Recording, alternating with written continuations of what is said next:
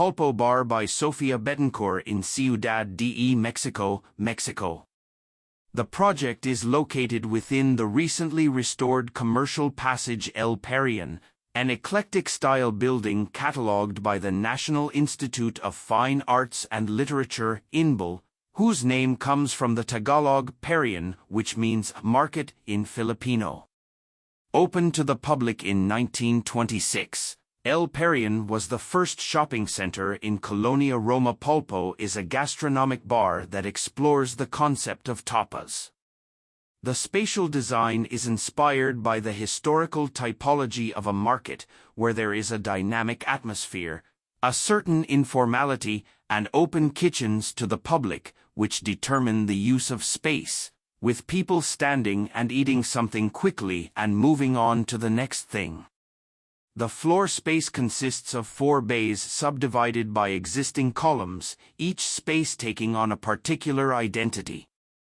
The central space becomes an open kitchen with preparation bars inside and dining bars outside.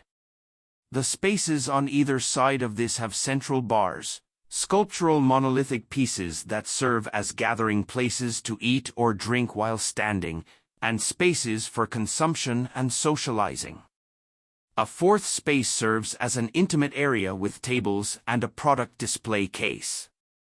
The different kitchen and dining bars create a continuous horizontal visual axis along the space, which is reinforced on the walls of the premises with prefabricated concrete at the same height, and which in turn continues from the floor.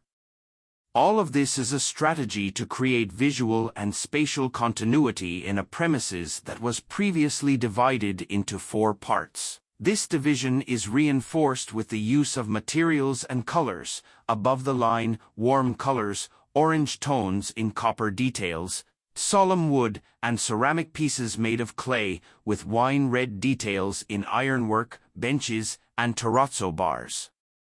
Below the line are dark colors, with Santo Tomas marble for the bars, prefabricated concrete for floors and walls, and black terrazzo bar fronts. Selection of durable traditional materials with a warm appearance, and dim and welcoming lighting.